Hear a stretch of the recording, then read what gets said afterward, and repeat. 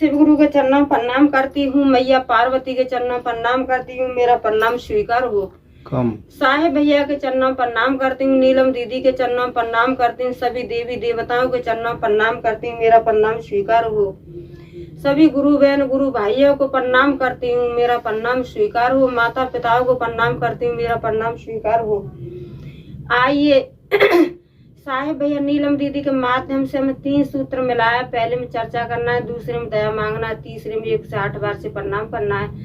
दया किस तरीके से मांगना है कि जैसे दरवाजे पे भिखारी आता है, दया से, भाव से, नेमी से, प्रेम से। और दूसरे में आने जाने वाले व्यक्तियों को हमें बताना है, बहन हम शिव के शिष्य बन गए, आप भी शिव के शिष्य बन जाइए। और तीसरे में 1 से 8 बार से प्रणाम करना है। रुद्राक्ष की माला द्वारा कर सकते हो, सांस द्वारा कर सकते हो, उंगली द्वारा कर सकते हो, जैसे आपका दिल चाहे जैसे कर सकते हो। आइए आप सबका कमलेश भक्ति चैनल पर स्वागत है। और देवों के देव महादेव की आधी चर्चा नहीं सुननी चाहिए, पूरी ही चर्चा सुननी चाहिए। आधी चर्चा सुनने पे देवों के देव महादेव का अपमान होता है, पूरी चर्चा सुनने पे सम्मान होता है। इसीलिए कभी भी आधी चर्चा नहीं सुननी चाहिए। और लास्ट में कमेंट में हर हर भोले नमः शिवाय जरूर लिख देना और जरूर बोलना, क्योंकि नमः शिवाय बोलने से, लिखने से घर के कष्ट, मुसीबत, सब कुछ कष्ट दूर हो जाते और घर में खुशियाँ आती हैं, सुख शांति आती है, परिवार खुश रहता है। आइए आप सबका कमलेश भक्ति चैनल पर स्वागत है। मैं आपको एक नई कथा सुनाने जा रही हूँ। और आप नए हो तो मेरे चैनल को लाइक, शेयर, कमेंट, सब्सक्राइब कीजिए और लास्ट में हर हर बोले ओम नमः शिवाय बोल दीजिए। एक ब्राह्मण थे, एक ब्राह्मणी थी, छोटा सा परिवार था और उनका एक बेटा था। तब ब्राह्मण जी थे, बड़े गरीब थे, बहुत गरीब थे। तब बेचारे दोनों पति और पत्नी अपने देवों के देव महादेव की पूजा पाठ करते थे, श्रद्धा भक्ति से, बड़े भाव से पूजा करते थे। और उनके पास एक बेटा था। तो ब्राह्मण जी बेचारे क्या करते थे कि कहीं पे जो कथा करने के लिए जाते थे, नामकरण करने के लिए जाते थे, तो वहां से जो भी दक्षिणा मिलती थी उसी दक्षिणा से और अपना परिवार चलाते थे, उसी दक्षिणा से अपना परिवार चलाते थे। और जो एक बेटा था, वो बेटा उन्होंने और अपना बाहर विदेश पढ़ने के लिए भेज दिया। और दोनों पति पत्नी अपना पूजा पाठ करते थे और भोले बाबा पर विश्वास करते थे। तो ब्राह्मण जी थे, तो ब्राह्मण जी का तो यही काम था कि कहीं कथा करने के लिए जाना है, कहीं नामकरण करने के लिए जाना है, कहीं भागवत करने के लिए जाना है। तो ब्राह्मण जी थे, तो वो बेचारे अपना वृद्धाई होते जा रहे थे। उधर बेटा की भी पढ़ाई पूरी हो गई, तो बेटा भी वहां से वापस आया। तो उसने देखा कि मेरे माता पिता तो यही, मेरे पिताजी तो कभी भी अपना पूजा पाठ करते हैं और कभी भी मेरे पिताजी के पास पैसा नहीं है और हमारी तो उम्र जिंदगी और ऐसे ही निकल जाएगी, क्योंकि पिताजी के पास ही पैसा नहीं है। कहते हैं कि पिताजी के पास धन और संपत्ति होती है तो वही संपत्ति और संतान की हो जाती है। जब पिता के पास ही संपत्ति नहीं है तो बच्चों के पास कहाँ से संपत्ति होगी। तो यही पंडित जी का तो काम था। और पंडितानी थी बेचारी, वो यही कहती थी, पूजा करती थी और कहती थी कि हे भोले बाबा, हे मेरे सच्चे गुरु, और मेरी तो जिंदगी ऐसे ही निकल गई कि मिला तो खा लिया और नहीं तो कोई बात नहीं। हे भोले बाबा, हे मेरे सच्चे गुरु, और मेरे बेटा की भी जिंदगी ऐसे ही गरीबी में निकलेगी क्या? मेरी तो जिंदगी गरीबी में ही निकल गई, न कभी बढ़िया मकान में रह सकी, न बढ़िया खाना खा सकी, न बढ़िया पहन सकी। हे भोले बाबा, मेरे भी बेटे की ही जिंदगी ऐसे ही निकलेगी क्या गरीबी में? हे भोले बाबा, मैं तो आपका बड़ा पूजा पाठ करती हूँ, श्रद्धा भक्ति से, विश्वास के साथ, लेकिन हे प्रभु, मुझे आज तक कोई लाभ नहीं मिला। तो कहते हैं, तो इसी तरीके से और समय चलता रहा। तो जो ब्राह्मण जी थे वो तो बेचारे बहुत वृद्धाई होते जा रहे थे, वृद्धाई होते जा रहे थे। तो जो उनका बेटा था वो बेटा एक राजा के घर और कथा करने के लिए जाता था, राजा के घर कथा करने के लिए जाता था। और जो ब्राह्मणी थी वो अपने घर में पूजा पाठ करती थी, श्रद्धा से भक्ति से बड़े विश्वास के साथ भोले बाबा की पूजा करती थी। तो जो बेटा था वो राजा के घर कथा करने जाता था। तो जो राजा थे, राजा उस ब्राह्मण के पुत्र से कहते थे कि राजा कुछ ऐसी कथा कहो कि मेरे दिल में शांति मिले। हे ब्राह्मण जी, ऐसी कथा मुझे सुनाओ कि मेरे दिल में शांति मिले। तो इतनी बात सुन करके और अपने घर आते थे तो ऊपर में और जो है मैया पार्वती और शंकर भगवान यही सब देखते थे। तो एक दिन मैया पार्वती कहने लगी भोले जी से कि हे प्रभु, ये तुम्हारा भक्त है, पति पत्नी ने दोनों ने पूजा पाठ किया, अब उनका बेटा भी पूजा पाठ करता है। पर हे प्रभु, तुम जिसको देते हो उसको इतना दे देते हो और जिसको नहीं देते हो तो बेचारा गरीब का गरीब ही रहता है। तो प्रभु ऐसा नहीं होना चाहिए और तुम्हारे लिए तो सब संतान बराबर है, तो तुमको तो बराबर ही रखना चाहिए। तो जो भोले बाबा थे उन्होंने क्या किया कि दोनों मैया पार्वती और भोले बाबा अपने पर्वत से उठकर गए गणेश जी के पास और लक्ष्मी मैया के पास। और गणेश जी से लक्ष्मी मैया से कहने लगे कि देखो, अब हमारा भक्त है उसके और कष्ट सारे समाप्त होने जा रहे हैं, सारे कष्ट मुसीबत सब समाप्त होने जा रहे हैं। अब उनके खुशी के दरवाजे खुलने जा रहे हैं, उनके खुशी के दरवाजे अब खुल जाएंगे। तो इसी तरीके से और मैया पार्वती और शंकर भगवान और जो है गणेश भगवान और लक्ष्मी मैया, ये चारों आदमी और ब्राह्मण जी के घर आए। एक साधु और साधनी का रूप रख करके आए। तो जो ब्राह्मण का बेटा था, तब ब्राह्मण के बेटा का भी वही काम था कि कहीं जैसे कथा होती थी तो कथा बांचने के लिए जाते थे, कहीं रामायण होती थी तो रामायण सुनाने के लिए जाते थे, बेचारे यही काम करते थे। तो जो राजा के घर कथा करने गए तो राजा ने फिर वही बात बोली कि ब्राह्मण के बेटा, ब्राह्मण जी, मुझे कोई ऐसी कथा सुनाइए कि मेरे दिल को शांति मिले। तो यही बात आ करके उन्होंने ब्राह्मण के पुत्र ने और उनको साधु और संतों को सुनाई।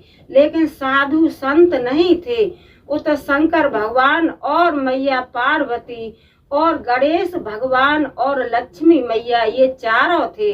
लेकिन ये तो साधु और संत का रूप रख करके आए, उसके ब्राह्मण के कष्टों का विनाश करने के लिए, ब्राह्मण के घर खुशी देने के लिए। तो जो ब्राह्मण का बेटा था उन्होंने आकर के कहा कि हे साधु जी, हे संत जी, मैं जहाँ पर राजा के घर कथा करने जाता हूँ तो राजा मुझसे कहते हैं कि ब्राह्मण जी ऐसी कथा सुनाइए कि मेरे दिल को शांति मिले, ब्राह्मण जी ऐसी कथा सुनाइए कि मेरे दिल को शांति मिले। लेकिन मैं उनको क्या सुनाऊं, क्या बताऊं। तो जो साधु संत थे, जो भगवान भोले बाबा थे और शंकर जी भोले बाबा थे, मैया पार्वती और गणेश भगवान और लक्ष्मी मैया, ये चारों कहने लगे कि तुम राजा से पूछ करके आना कि मैं तुम्हें कैसी कथा सुनाऊं। राजा से पूछ करके आना। तो फिर अगले महीना और जो ब्राह्मण जी के पुत्र थे राजा के घर गए कथा सुनाने के लिए, तो राजा ने वही बात फिर बोली। तो ब्राह्मण जी कहने लगे कि मैं आपको कैसी कथा सुनाऊं, मैं आपको कैसी कथा सुनाऊं। तो राजा साहब कहने लगे कि मुझे ऐसी कथा सुनाइए कि मेरे दिल को शांति मिले। और मैं ऐसा अपनी बेटी के घर राजा के पास, और एक बड़ी सुंदर सी बेटी थी। तो जो राजा थे वो ब्राह्मण जी से कहने लगे कि ब्राह्मण जी, मुझे ऐसा अपनी बेटी के लिए वर चाहिए कि उसका चंद्रमा जैसा चेहरा हो, चंद्रमा सूरज जैसी चमक हो, और चंद्रमा सूरज जैसी चमक हो, और उसके बाराती इतने बाराती आए कि जितने में पांडाल सजाऊं, जितने पांडाल कम पड़ जाए, और मैं इतना भोजन बनाऊं कि भोजन खाने वाले कम पड़ जाएं। यही बात थी राजा ने और ब्राह्मण के बेटा को बताई। तो ब्राह्मण का बेटा ये सुन करके आ गया। तो फिर उन्होंने, ब्राह्मण के बेटा ने साधु से और संतों से यही कहा कि देखो साधु जी, साधनी जी, मुझे राजा ने और ये बात बताई, ये बात मुझसे पूछी है कि मुझे अपनी बेटी के लिए ऐसा वर चाहिए कि उसका चंद्रमा सूरज जैसी चमक हो, और जितने भी बाराती लाए, जितने में पांडाल बनाऊं, तो बारातियों के लिए मेरे पांडाल ज्यादा हो, बाराती कम हो, और मैं इतना खाना बनाऊं कि खाने वाले कम हो और ज्यादा खाना हो। तो इतनी बात, और जो भोले बाबा ने और मैया पार्वती ने, गणेश भगवान ने और लक्ष्मी मैया ने सुना कि बेटा अब के तुम जाओगे तो राजा से कहना कि ऐसा तो वर मैं ही हूँ। तो जो ब्राह्मण जी का बेटा था वो बड़ा संकोच में पड़ गया कि मेरे पास तो न ठीक से मकान है, और न रहने न पहनने के लिए कपड़े हैं, और न मेरे पास कुछ अन्न है, न धन है। मैं तो एक साधारण हूँ, और मैं राजा को कैसे जवाब दूंगा। और राजा ये भी बात बोलते थे कि उस लड़के के अंदर अगर ये गुण न हुए, ये 3 गुण न हुए, तो मैं उस लड़के को फांसी पे चढ़ा दूंगा, मैं उसे फांसी दे दूंगा। तो जो ब्राह्मण जी का बेटा था तो वो डरते डरते अगले महीना फिर गया कथा सुनाने के लिए। तो राजा फिर वही बात बोले। तो जो ब्राह्मण का बेटा था वो कहने लगा, ब्राह्मण का बेटा कहने लगा कि ऐसा तो मैं ही हूँ कि एक चंद्रमा सूरज जैसी मेरे अंदर चमक है, और आप जितने भी पांडाल बनाओगे मैं इतने बाराती लाऊंगा कि पांडाल तुम्हारे कम पड़ जाएंगे, और मैं इतने बाराती लेके आऊंगा कि जितना भी तुम खाना बनाओगे तुम्हारा सब खाना कम पड़ जाएगा। तो इतनी बात ब्राह्मण की जब राजा ने सुनी तो राजा एकदम ठट्ठा मार के हंसने लगे और मजाक उड़ाने लगे और कहने लगे कि हे ब्राह्मण के ना तुच्छ बेटा, तू मेरे घर कथा करता है, कथा मुझे सुनाता है, और मैं तुझे जो दक्षिणा देता हूँ, दान करता हूँ, उसी से तू अपना घर चलाता है, और तू मेरी बेटी को ब्याहने के लिए आएगा। तो जो ब्राह्मण जी का बेटा था वो तो खुद ही संकोच में था, लेकिन उसने और ब्राह्मणी पे विश्वास करके कह दिया, बोल दिया कि हाँ ऐसा वर मैं ही हूँ। तो राजा ने और अपनी बेटी का शादी के लिए दिन तारीख सारा तय कर दिया। तो ब्राह्मण जी का बेटा लौट करके आया, और ब्राह्मण जी का बेटा तो बड़े संकोच में था, बड़ा संकोच कर रहा था, और अपने भोले बाबा से कह रहा था कि हे भोले बाबा, मुझे तो कुछ नहीं पता है कि मैं अपनी जुबान से क्या बोल रहा हूँ। हे प्रभु, हे भोले बाबा, हे मैया पार्वती, इस चीज का तो निवारण आप ही करोगे। तो जब ब्राह्मण का बेटा था घर पे आया तो राजा ने और अपना इतना खूब पांडाल सजाए, खूब पांडाल बनवाए, और बहुत खाना बनवाया, ज्यादा सा खाना बनवाया, और जो है चंद्रमा सूरज जैसी चमक का लड़का चाहिए।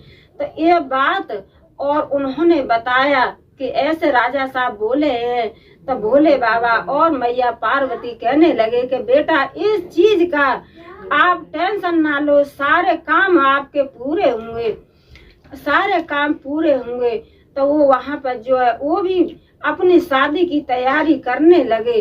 तो भोले बाबा ने क्या किया कि जिस दिन और जो शादी का समय आया तो भोले बाबा ने जितने भी मक्खी मच्छर पशु पक्षी मनुष्य जितने भी थे, मक्खी मच्छर कीड़ा माकुड़े, भोले बाबा ने और सबको मनुष्य बना दिया और बारात में लेकर के उसके घर पर पहुंच गए।